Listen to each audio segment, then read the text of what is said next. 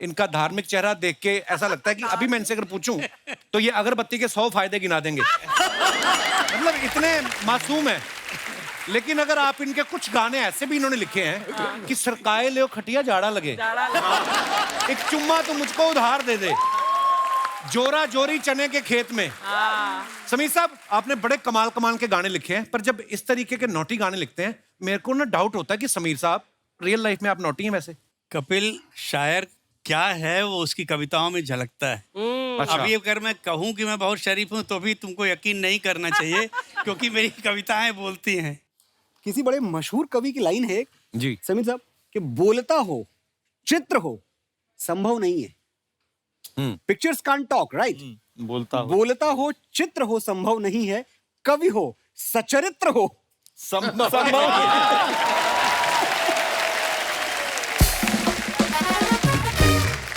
एक तुमको मैं बहुत खूबसूरत इंसिडेंट सुनाता हूँ। डेविड धवन साहब के साथ मैंने बहुत काम किया था। जी जी जी उनकी हर फिल्म में नॉर्मल गाना नहीं होता, हर गाना आइटम गाना होता है। जी एक फिल्म आई थी, आप सबने देखी होगी, हीरो नंबर 1। जी ऑफ कोर्स। तो उन्होंने बोला कि यार एक सिचुएशन रोमांटिक, उसमें तू कोई गाना लिख दे। हमने बोला डेविड तू सिचुएशन तो बता फिर मैं गाना लिखूं। तो उनका जुमला था कि सिचुएशन गई तेल लगाने। अच्छा। तो मुझे हिट गाना दे दे, सिचुएशन मैं निकाल लूंगा। मैंने मुखड़ा लिखा। हाँ, मुझे लगा था कि मुखड़ा इनको पसंद आएगा। मैंने कहा कि डेविड गाना सुपर हिट है मगर तेरी फिल्म में नहीं जाएगा। बोला यार मैं तेरे को शुरू से बोल रहा हूँ कि सिचुएशन गई, तू गाना सुना मुझे। वो गाना था कि मैं तुझको भगा लाया हूँ तेरे घर से, तेरे बाप के डर से। तो डेविड ने बोला नहीं गाना तो सुपर हिट है, गाना मुझे चाहिए। अरे मैंने बोला मगर तुम्हारी फिल्म में बाप है ही नहीं है। उसकी फिल्म में उसका दादा है वो। तो ये गाएगा कैसे? तो उसने कहा कि समीर तू आज का दिन याद रख, इतने सालों में अगर कभी तुझसे कोई पूछे कि आपने गाना कैसे लिख दिया, उसमें बाप तो था नहीं। जब गाना हिट होता है ना तो सारी चीज दरकिनार हो जाती है, केवल गाना चलता है एक्चुअली। अर्चना जी, अभी क्या होता है कि 20-25 गानों पे हम जैसे लिरिसिस्ट का करियर बन जाता है। 6,500 के आसपास गाने सर ने लिखे। क्या बात है। So Guinness book of world record में सर का नाम है for writing the maximum number of songs ever. क्या बात है। अर्चना तो मेरे ख्याल से मेरी पहली फिल्म से गवाह है। एक फिल्म हम लोगों ने की थी, रिमेम्बर, अब आएगा मजा। अब आएगा मजा। फारूक शेख, अनीता राय। आया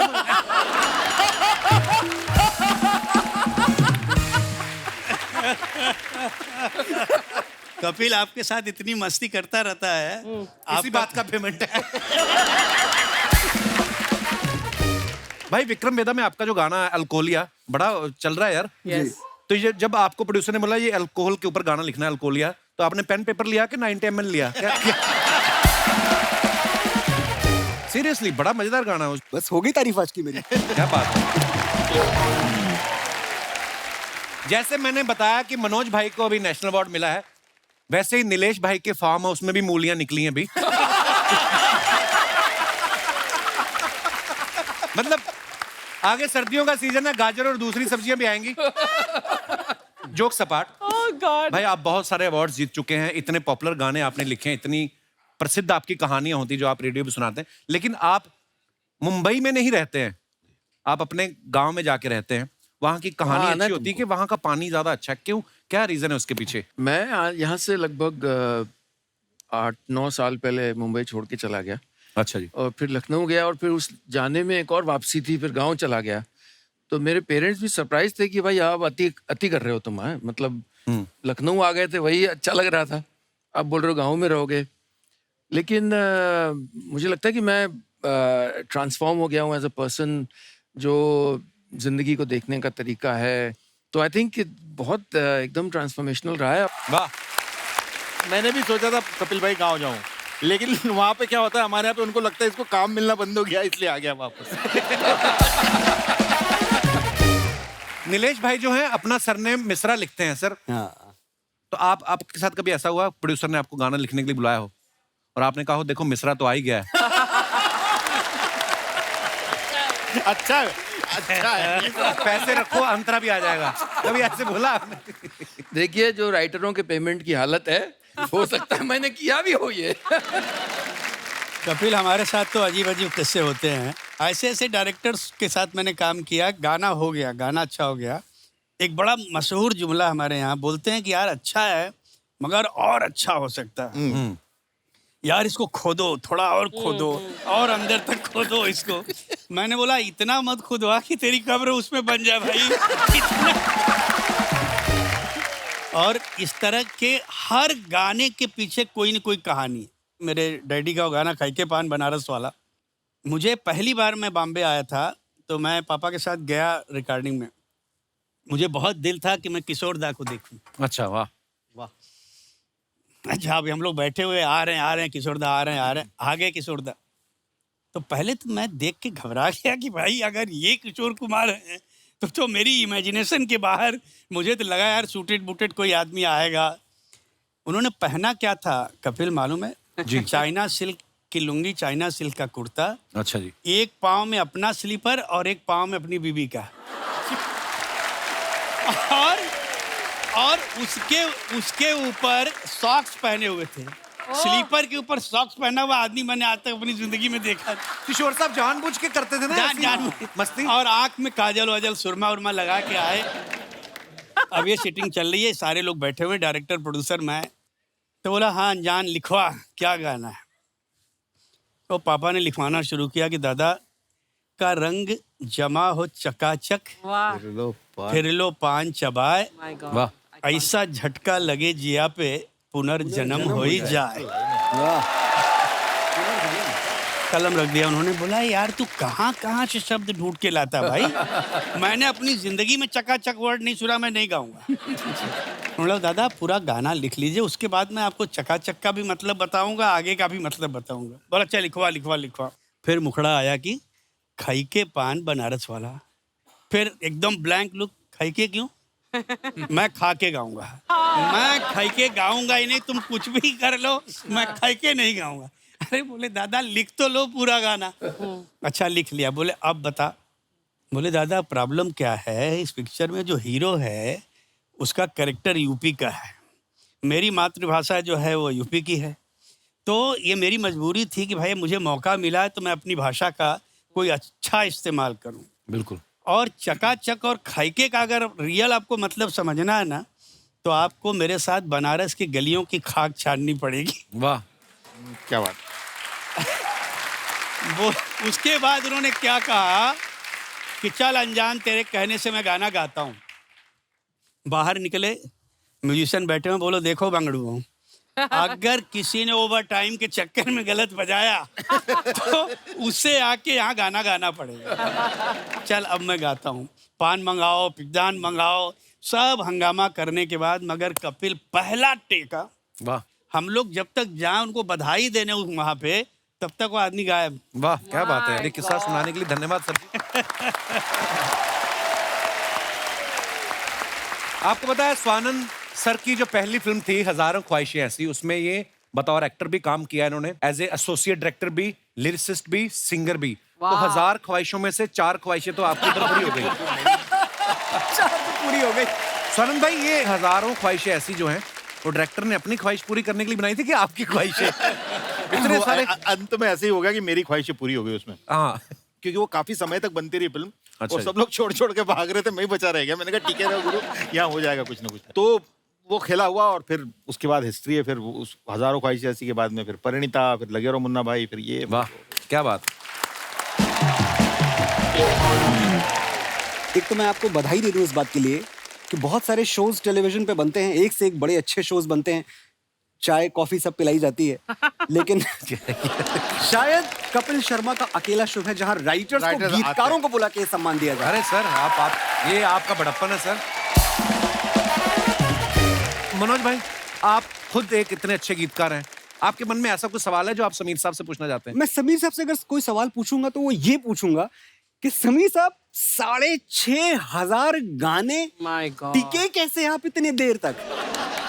एक ऐसी इंडस्ट्री में अर्चना जी जहां होता क्या है कि एक कमरे में आप आए गाना सुनाने, लिरिक्स आप लेके आए। एक तो poetry is not something which needs explanation, समझने की चीज है। True. फिर भी आप गीत लेके आए हैं। अब देखते हैं कमरे में 10 लोग बैठे हैं, आप एक एक को थोड़ा देख रहे हैं। एक डिस्ट्रीब्यूटर है फिल्म का अक्सर हीरो भी आके बैठ जाता है, और प्रोड्यूसर बैठा हुआ है, डायरेक्टर बैठा हुआ है, प्रोड्यूसर की बीवी बैठी हुई है गोद में कुत्ता लेके।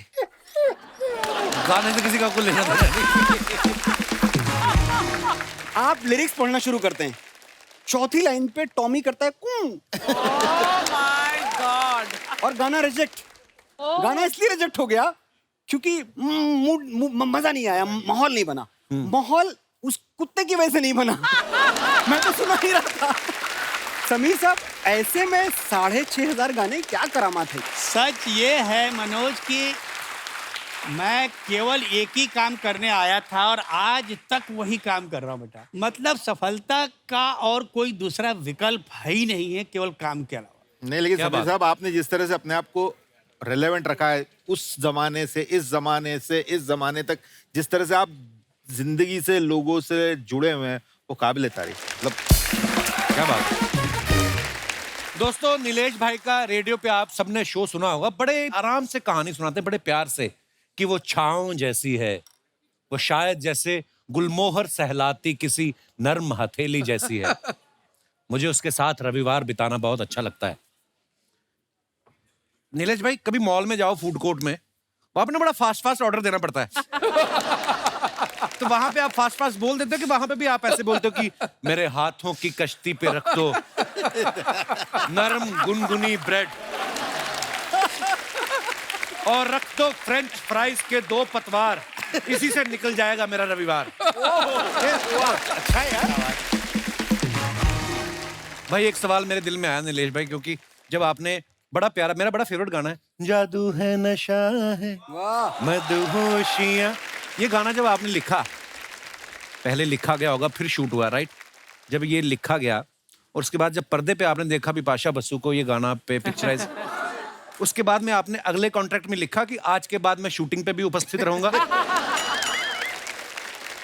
मैं बताना चाहूंगा कि जी। उसके बाद मेरे पापा ने मुझसे कहा, जी। यार ऐसा करेंगे कि मैं तुम्हारे गाने सुन लिया करूंगा, देखूंगा नहीं। एक बहुत दिलचस्प किस्सा बताऊं, जो तुमने कहा ना कि वो गाना देखने के बाद आपको लगा होगा भाई शूटिंग पे भी मुझे होना चाहिए, कितना जरूरी है मैं तुमको बताऊं। और एक फिल्म आई थी मेरी, मुझे कुछ कहना है, जी। तुषार कपूर की पहली जी, जी, पिक्चर। जी। उसमें एक गाने में रब रब रब रब कई बार आता है। लकली मैं किसी और फिल्म की सेटिंग के लिए गया होता चेन्नई। अच्छा जी। सौभाग्य देखो कि मैं गया तो वो लाइन चल रही थी, कोरस का पार्ट था, रब रब। देखा कि हीरोइन के बदन पे वो रब कर रहा है, रगड़ रहा है। मैंने बोला भाई,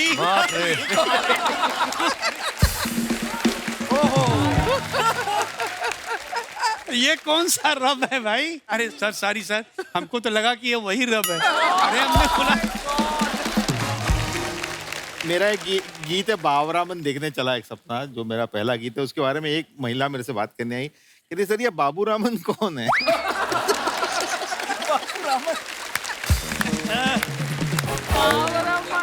पहले एक बड़ा खास जुमला इंडस्ट्री में बोला जाता था, अभी भी कभी कभी बोलते हैं। बड़ी अच्छी कहानी है कि लक्ष्मी जी के सिटिंग रूम में एक बहुत बड़ा एक्टर आया, मजरू साहब बैठे हुए हैं, और गाना सुना तो लक्ष्मी जी ने बोला कि सर कैसा लगा गाना आपको, उस एक्टर से। बोले यार गाना अच्छा है मगर घंटी नहीं बजी। यस यस यस यस, घंटी नहीं बजी, करेक्ट। ये मैंने भी और सुना है किसके meeting सामने में, बोल correct, दिया? मजरू correct। साहब के सामने। अच्छा। ओहो। उन्होंने बोला हाँ हाँ, एक मिनट, इनको बोलो कि बजेगी कैसे, इनके पास होगी तो बजेगी ना। बोले अगली बार बोलो जब सिटिंग रूम में आए हैं तो 1 घंटा लेके आएंगे, वो भी बजेगा।